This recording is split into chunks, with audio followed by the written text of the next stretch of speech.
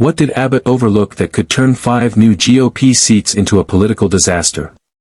Because when Jasmine Crockett responded to the Supreme Court's decision to uphold Texas redistricting, she didn't just push back. She issued a warning that has Republicans quietly nervous behind closed doors. Before we break down why Jasmine Crockett's response to being fired by a map might be the worst thing that could happen to Texas Republicans, make sure you hit that subscribe button because this story reveals how a Supreme Court victory could become a catastrophic miscalculation. The news broke early on Friday morning, the kind of political earthquake that immediately dominates every news cycle and social media feed. The Supreme Court had ruled Texas could use its newly drawn redistricting maps for the 2026 midterm. The maps that a federal panel had found discriminatory. The maps that diluted minority voting power across multiple districts. The maps that effectively eliminated Jasmine Crockett's district as it currently existed. Greg Abbott's reaction was immediate and triumphant. Texas is officially and legally more red. This is a victory for Texas voters, for common sense, and for the U.S. Constitution. Within just minutes, conservative media erupted in celebration. Twitter exploded with Republicans declaring a mission accomplished, with comments flooding in about how Democrats had been outmaneuvered, how Texas was locked in for Republicans for another decade, how progressive voices had been legally silenced. Some of the commentary got personal, targeting Crockett specifically with variations of "She's done. Fired by the map. Texas doesn't want her anyway. Bye-bye." It was political schadenfreude at its most raw, the kind of pile-on that happens when one side thinks they've delivered a knockout blow. But then Jasmine Crockett responded. And what she said wasn't a concession speech or a defensive reaction. It was something that made political strategists on both sides immediately start recalculating their assumptions about her. Her first tweet came out methodically, not in anger, but with the precision of someone who'd anticipated this moment and prepared for it. While today's decision from the Supreme Court is disappointing, it's not shocking coming from a MAGA-influenced court. Here's the bottom line. Texans are now being told to vote under maps that a panel of 3 federal judges right here in Texas said were drawn to weaken the voices of Black, Latino, and minority communities. Those findings still stand. The Supreme Court simply pressed pause, allowing these maps to be used for the 2026 election cycle while the case continues. That framing was crucial. She wasn't accepting the Supreme Court decision as a final verdict on the map's legality. She was recontextualizing it as a temporary procedural delay, reminding everyone that federal judges had already found these maps discriminatory. The celebration Republicans were engaging in wasn't about winning on the merits. It was about getting permission to use maps that courts had flagged as problematic while appeals continued. She continued, and her tone shifted from legal analysis to direct challenge. Let's be clear, the Supreme Court did not say these maps are fair. They did not say these maps are constitutional. They did not undo what the lower court found. All they did was allow maps that the lower court flagged as discriminatory to stay in place for now.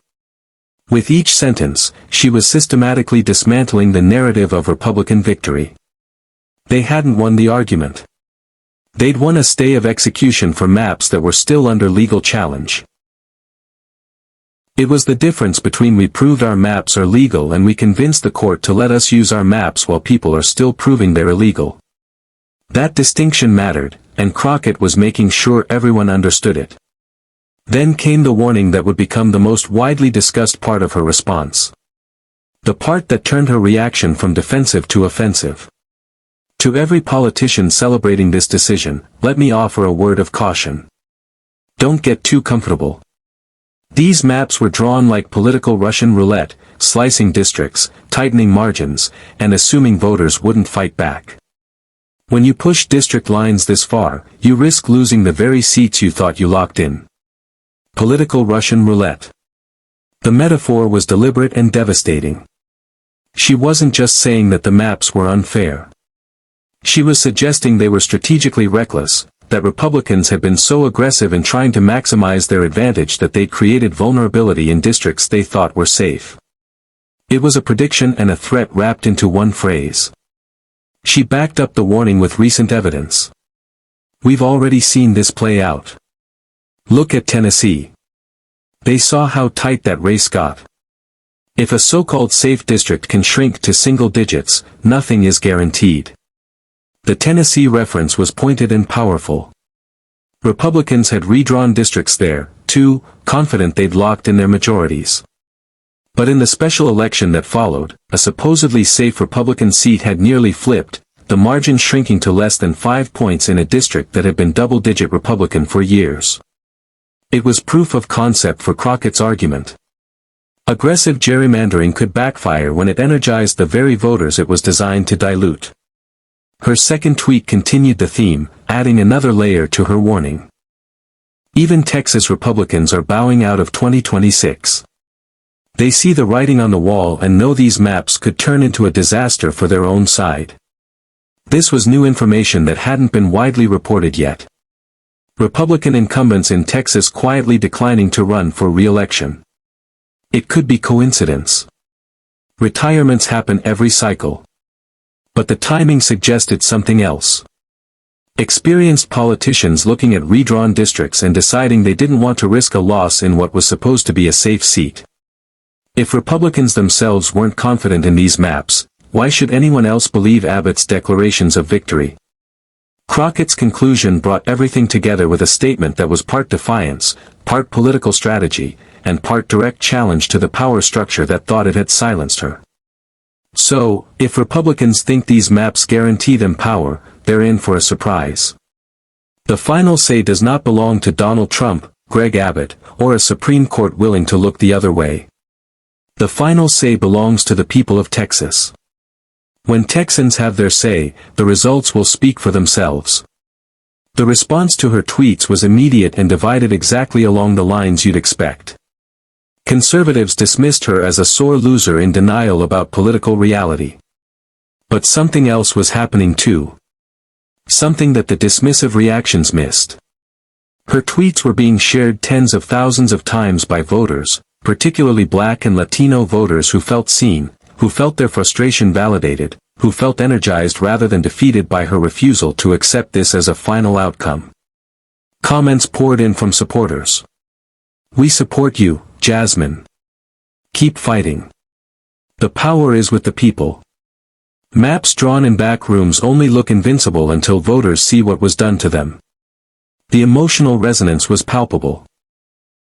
This wasn't just political commentary. It was a rallying cry that was landing with exactly the communities the redistricting had targeted. Behind the scenes, according to some sources familiar with conversations happening in Democratic political circles, Crockett's response had sparked something unexpected. Discussions about whether being fired by the map might actually create opportunities rather than ending them if her House district was effectively eliminated. What stopped her from running statewide? What stopped her from using the national platform she built to challenge for a Senate seat or statewide office where gerrymandering couldn't contain her appeal? The speculation gained credibility when political observers started looking at the data Crockett had implicitly referenced in her tweets.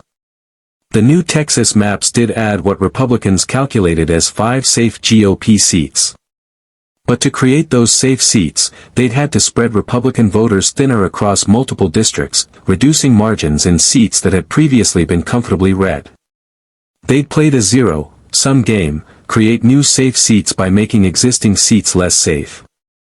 A political science professor at the University of Texas analyzing the maps after Crockett's tweets told reporters, what Representative Crockett identified as the core risk in aggressive partisan gerrymandering. You can draw yourself more seats on paper, but if you've reduced your margins across the board, you're vulnerable to wave elections or strong turnout from the minority party.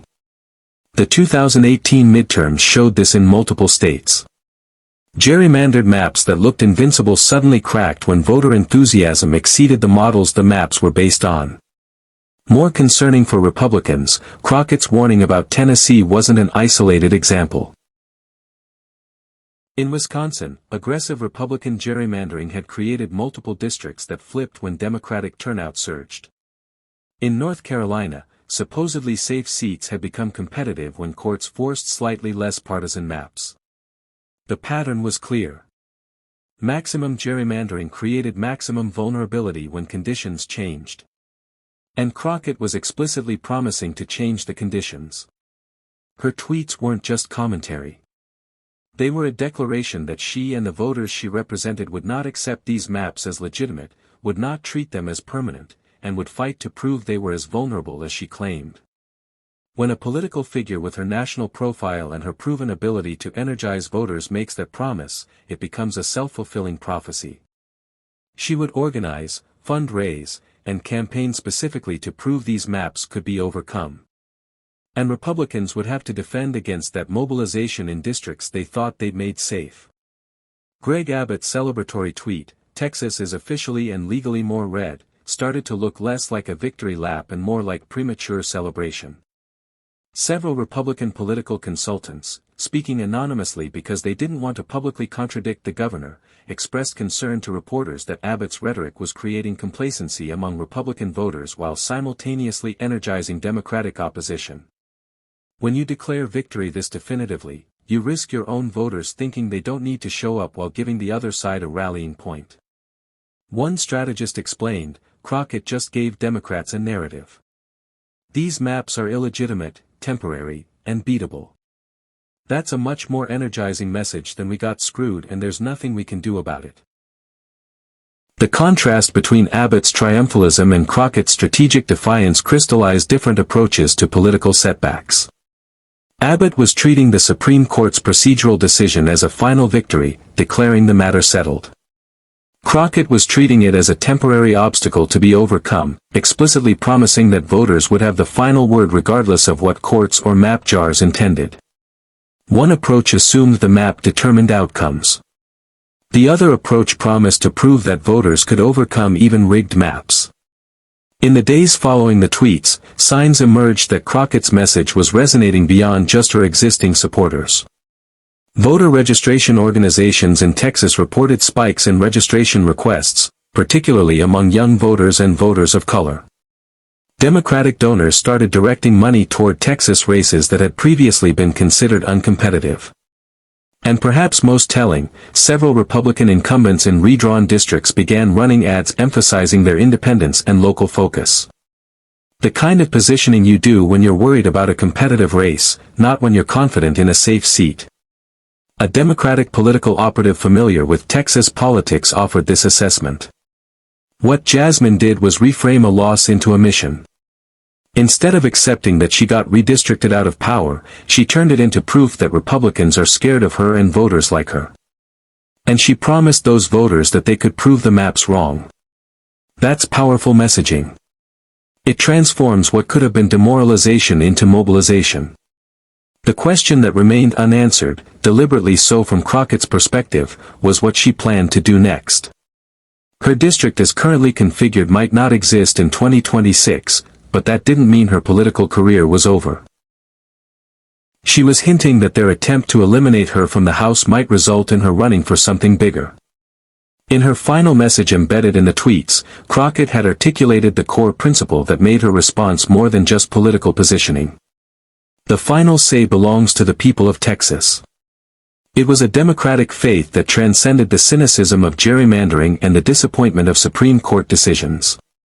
Maps could be drawn, courts could rule, politicians could celebrate, but ultimately voters would decide. And if enough voters rejected the legitimacy of maps designed to silence them, those maps would fail regardless of their legal status. For Greg Abbott, celebrating his victory while Jasmine Crockett was promising to prove him wrong, the coming months would reveal whether he'd won a battle or set up a much bigger loss. Because, as Crockett had warned, when you draw maps like Russian roulette, eventually the chamber that's loaded comes up. And the early signs suggested that the political bullet might be heading straight for the districts Republicans thought they'd made safe. If this breakdown of how Jasmine Crockett transformed a redistricting loss into a mobilization opportunity showed you why premature victory celebrations can backfire spectacularly, hit that like button and subscribe for more analysis of the moments when political setbacks become launching pads. Drop a comment telling us whether you think aggressive gerrymandering helps or hurts the party that draws the maps. And share this with anyone who needs to understand that maps don't vote. People do. Your engagement helps us keep covering the stories about democracy fighting back against those who try to rig.